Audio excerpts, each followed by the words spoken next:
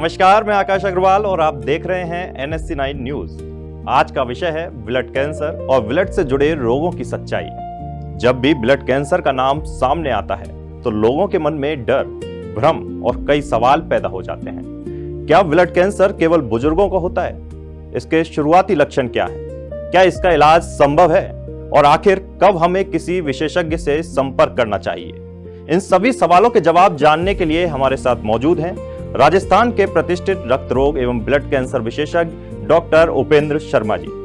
Doctor Sharma ने SMS medical college Jaipur से MBBS और MD की शिक्षा प्राप्त की है तथा मुंबई के KEM हॉस्पिटल से DM क्लिनिकल हेमेथोलॉजी की डिग्री हासिल की है। वे leukaemia, lymphoma, myeloma, thalassaemia, haemophilia और प्लेटलेट डिसऑर्डर और अन्य जटिल रक्त रोगों के उपचार में विशेषज्ञता रखते हैं। डॉक्टर साहब, आपका बहुत बहुत स्वागत है हमारे इस खास पॉडकास्ट में। आपसे जो मेरा पहला सवाल रहेगा वो ये है कि आखिर ब्लड कैंसर है क्या, कितने टाइप्स का होता है और लोगों के अंदर ब्लड कैंसर को लेके इतना डर क्यों है? धन्यवाद आकाश जी इस मंच पर मुझे बुलाने के लिए। तो मैं आपको बताना चाहूँगा कि ब्लड कैंसर के बारे में काफ़ी भ्रांतियाँ हैं जी।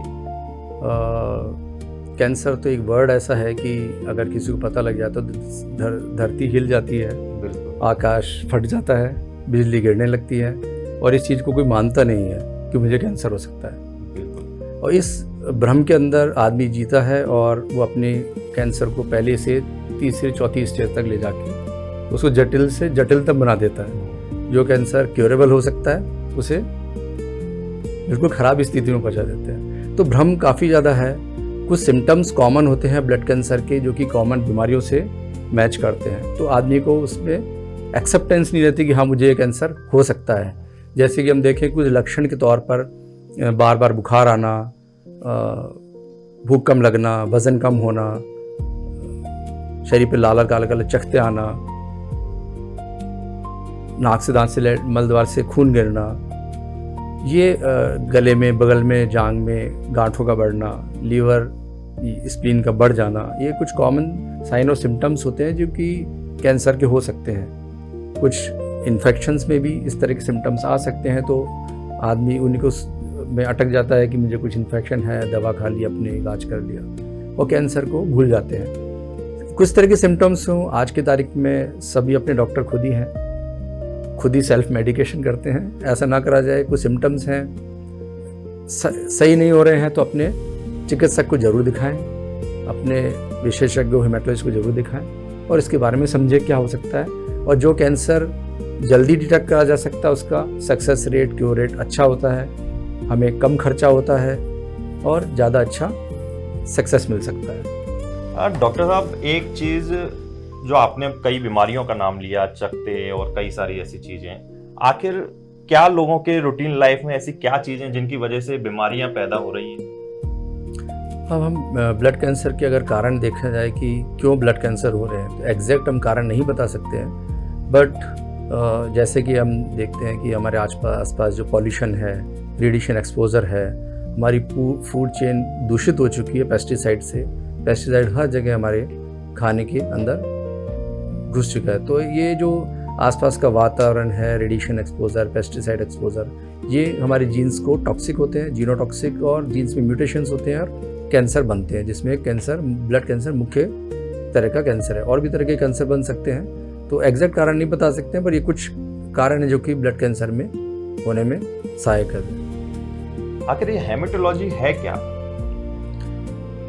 जब मैं 2012 में जयपुर के अंदर आया DM क्लिनिकल हेमेटोलॉजी करके, तो ये बड़ा ही मुख्य सवाल मुझे था कि हेमेटोलॉजी क्या ब्रांच है। तो हेमेटोलॉजी, क्लिनिकल हेमेटोलॉजी एक ब्रांच है जो कि ब्लड डिसऑर्डर्स में डील करती है।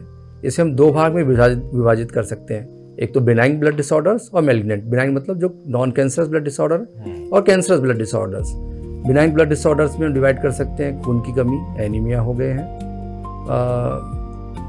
प्लेटलेट कम हो रहे हैं, थ्रोम्बोसाइटोपेनिया, कुछ तरह के ब्लीडिंग डिसऑर्डर्स होते हैं, हीमोफीलिया, एनीमिया के कुछ और तरह के जेनेटिक डिसऑर्डर्स है जैसे थैलेसीमिया है, शरीर से में थक्का जमना, हाथ में, पाँव में, शरीर में किसी अंग में थक्का जमना, क्लॉटिंग डिसऑर्डर्स, और ब्लीडिंग डिसऑर्डर्स, ये कुछ तरह के नॉन कैंसरस ब्लड डिसऑर्डर्स हैं।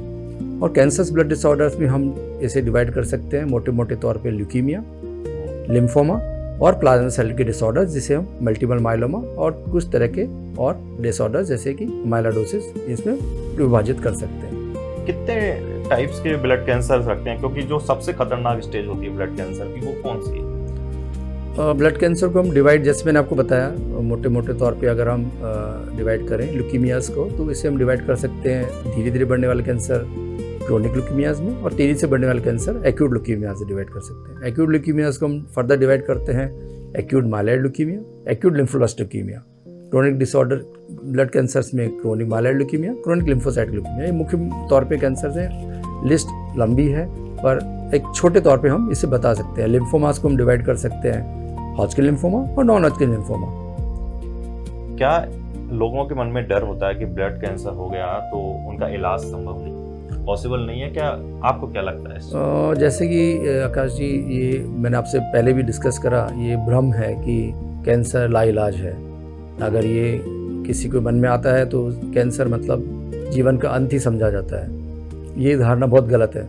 आज के जिसमें हम जहाँ जी रहे हैं, कैंसर में ट्रीटमेंट में काफ़ी रिवोल्यूशनरी चेंजेस आ चुके हैं। जो पहले के तौर पे कीमोथेरेपी हुआ करती थी, आजकल targeted therapy, immunotherapy, oral medicines काफ़ी ज़्यादा है, जो कि कैंसर को काफ़ी अच्छे लेवल पे कंट्रोल कर सकती है और कुछ कैंसर को हम जड़ से ख़त्म भी कर सकते हैं। जो सक्सेस रेट आज से 50-60 साल पहले 20% 40% रहा करता था, आज वो 80-90% तक पहुँच गया है। सक्सेस रेट काफ़ी अच्छी है, कॉम्प्लिकेशंस कम आते हैं।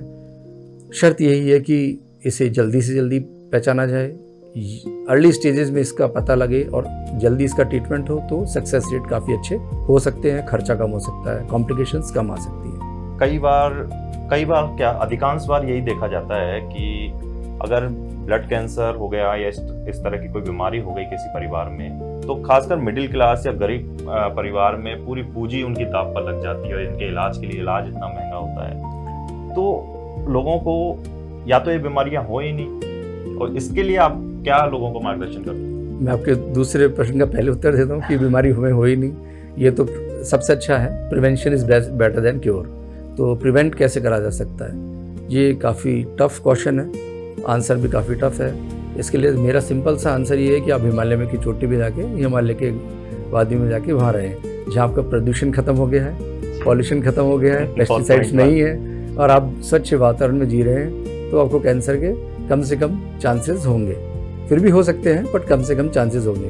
तो पॉसिबल नहीं है, बट हम जितना चाह सकते हैं कि अपने पूलिंग कर सकते हैं, कार की पॉल्यूशन कम कर सकते हैं। हम हर लेवल पे इसे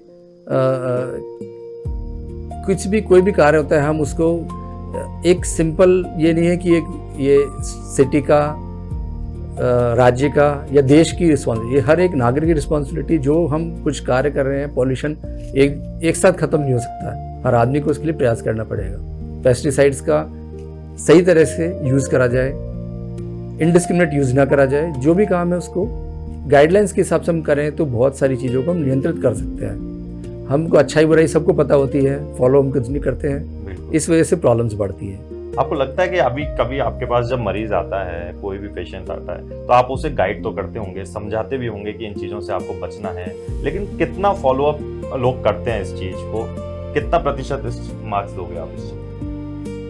नहीं, आज के ज़माने में जो पढ़े लिखे लोग हैं, समझदार हैं, डॉक्टर्स की राय को काफ़ी अच्छी तरह समझते हैं। इनफैक्ट वो डॉक्टर से पहले ही पूरा होमवर्क करके आते हैं, गूगल के पूरा तहकीकात करके आते हैं। मदद मिल जाती है। तो मैं तो ये कहता हूँ, किसी भी पेशेंट को मेरे पास आता है तो कोई बुरा नहीं है, गूगल को देखा है, हमारा टाइम बच जाता है। वो हम 2 चीज़ बताएंगे, गूगल 5 चीज़ उनको बताता है। लेकिन कई बार ये हम उनको यह बता देते हैं कि आप जो पढ़ के आए हैं उसमें से गलत क्या है और सही क्या है। तो उसमें उनको काफ़ी कुछ हमको सहायता मिल जाती है कि हमको टाइम कम लगता है और पेशेंट्स को बस सही और दशा बतानी होती है, सही है गलत है। नहीं, कई बार ऐसे पेशेंट भी होते हैं ना जो हावी हो जाते हैं नहीं डॉक्टर पर। ऐसा पॉसिबल नहीं है। अगर डॉक्टर समझदार है और पोलाइट है तो उनके क्वेश्चंस का ढंग से आंसर देंगे तो हावी नहीं होंगे आप पे कभी भी। उनके प्रश्न पे कभी आप नाराज ना हो। वो कुछ पढ़ के आए हैं तो ये नहीं कि आप कहाँ से पढ़े आए, क्यों पढ़े आए, आपको पता है गूगल से पढ़ के आए हैं, उनकी डायरेक्शन सही नहीं है, आप उसको डायरेक्शन को सही कर देंगे तो वो नाराज़ नहीं होंगे आपसे, और आप भी उस पर गुस्सा नहीं करेंगे, और कार्य काफ़ी सरल हो जाएगा। अभी आप कहाँ काम कर रहे हैं, कहाँ कार्यरत हैं? मैं प्रेजेंटली भगवान महावीर कैंसर हॉस्पिटल में कार्य कर रहा हूँ as a senior consultant haematologist and haematooncologist. अगर आपसे कोई मिलना चाहे तो अस्पताल में आ सकते हैं 9 से 5 के दौरान। डेली का जो रूटीन है आपका, डेली आप अपनी सिटिंग करते हैं, तो कितने मरीज आपके पास आ रहे हैं और कितने लोगों को फायदा इस चीज का होता है? प्रेजेंटली मैं पर डे के 50 to 60 पेशेंट्स देख लेता हूँ, ये काफी है। ओपीडी, और इंडोर में 20-25 पेशेंट्स हो जाते हैं जी। ब्लड कैंसर को लेके भारत में, अपने देश के अंदर या स्टेट के अंदर कितने प्रतिशत मरीजों का आंकड़ा भी इस टाइम होगा, कुछ अगर आइडिया आप दे पाएं? स्टैटिस्टिक्स हमेशा चेंज हो जाती हैं, अलग अलग कैंसर्स की अलग अलग स्टैटिस्टिक्स हैं, इसे एक पूरा क्लब नहीं किया जा सकता है। Chronic leukaemias, acute leukaemias, lymphomas, myeloma, plasma cell के डिसऑर्डर्स, हाँ आज के टाइम पे ये प्रतिशत धीरे धीरे बढ़ता जा रहा है। जो हम देखेंगे, आज से पहले गांव में इतना खाद का यूज़ होता था, ऑर्गेनिक गोबर का और फूल पत्तों का जो खाद बनाया जाता था, और आजकल गांव-गांव तक पेस्टिसाइड यूज़ हो रहा है, सबसे ज़्यादा वहाँ यूज़ हो रहा है। जहाँ पानी की मात्रा अधिक है, खेती हो रही है, वहाँ कैंसर्स के इंसिडेंसेस ज़्यादा देखने को मिलते हैं। गंगानगर इस बेल्ट के अंदर काफ़ी ज़्यादा लोगों का जहाँ पानी का अच्छा है, वहाँ पेस्टिसाइड ज़्यादा यूज़ हो रहा है और कैंसर्स के काफ़ी ज़्यादा इंसिडेंसेस देखने को मिल रहे हैं। ये पॉकेट्स में होते हैं जहाँ आपका पॉल्यूशन ज़्यादा है, पेस्टिसाइड एक्सपोज ज़्यादा है, वहाँ कैंसर्स के इंसिडेंसेस ज़्यादा देखने को मिल रहे हैं। उम्र का भी इसमें फर्क होता है कि किस उम्र के लोगों को ये कैंसर है, इस कैंसर का टाइप है, क्या ये पूरी गुत्थी सुलझा है?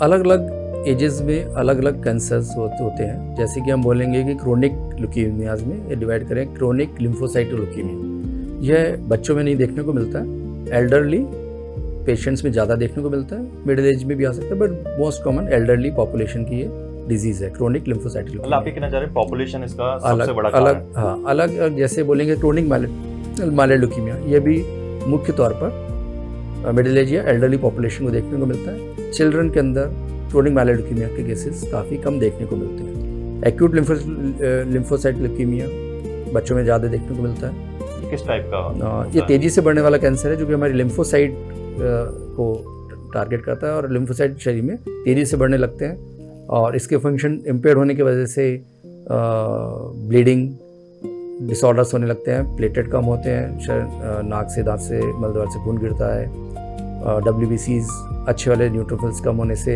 फीवर का बुखार होने लगता है, और लाल खून कम होने से एनीमिया, खून की कमी के सिम्टम्स आने लगते हैं, थकान होना, कमजोरी होना, सांस फूल जाना, ये इस तरह के सिम्टम्स इसके साथ आते हैं। तो जेनेटिक होता, आनुवंशिक है?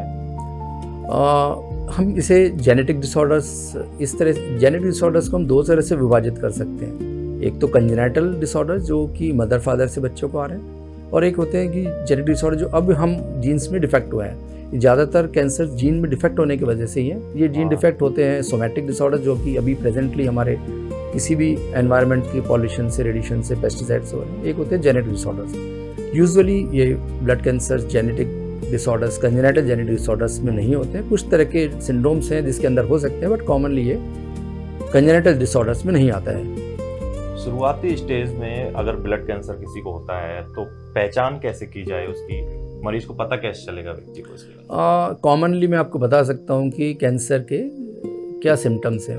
मुख्य तौर पर जैसे हमने पहले भी डिस्कस करा, हम अपने CBC को 3 भाग में विभाजित करते हैं, लाल खून, सफ़ेद खून और प्लेटेड खून। जब हमको कैंसर होते हैं तो ये यूजुअली हमारे वाइट कोशिकाओं को ज़्यादा प्रभावित करते हैं, जो कि तो पेशेंट्स को बार बार बुखार आना, थकान होना, कमजोरी महसूस होना, भूख कम लगना, लाल खून कम होने की वजह से लाल खून के एनीमिया के सिम्टम्स, थकान होना, कमजोरी हो जाना, सांस फूलना, चक्कर आ जाना, दिल की धड़कन ज़्यादा महसूस होना, कान में घंटियाँ बजना, हाथ पैर का टूट जाना, जोड़ों में दुखना।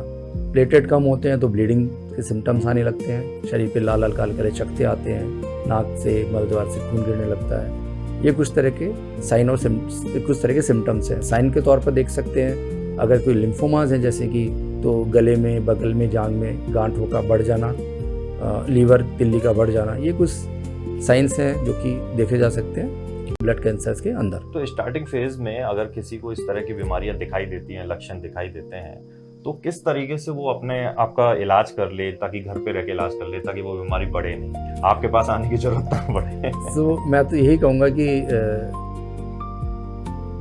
अ little knowledge is dangerous thing. कम ज्ञान खतरनाक हो सकता है, और अपनी जान को इतना सस्ता नहीं बनाएं कि आजकल हर जगह डॉक्टर्स की अवेलेबिलिटी है। हम 21वीं सदी में प्रवेश कर चुके हैं, और ऐसा नहीं है, पहले से जो पहले की सदी थी उसमें भी डॉक्टर्स थे, डॉक्टर्स नहीं होके वैद्य हुआ करते थे। तो इलाज तो मैं नहीं आपको सलाह दूंगा कि आप अपना इलाज खुद ही करें। आपको किस तरह के सिम्टम्स आ रहे हैं तो आप अपने पास चिकित्सक से ज़रूर मिलें, स्पेशलिस्ट तो अपने फिजिशियन से ज़रूर मिलें। बात समझ नहीं आए तो अपने स्पेशलिस्ट से, हेमाटोलॉजिस्ट से मिल सकते हैं, बट इलाज स्वयं ना करें, वह घातक हो सकता है। कई बार क्या होता है, हमें बहुत कम सिम्टम्स होते हैं, हम उसे राई का पहाड़ बना देते हैं। कई बार हमें बहुत सीवियर सिम्टम्स होते हैं, हम इसे बहुत सूक्ष्म शून्य तरह बना देते हैं, जो जानलेवा हो सकता है। तो अपने हेल्थ के बारे में खुद डिसीजंस लेना गलत है।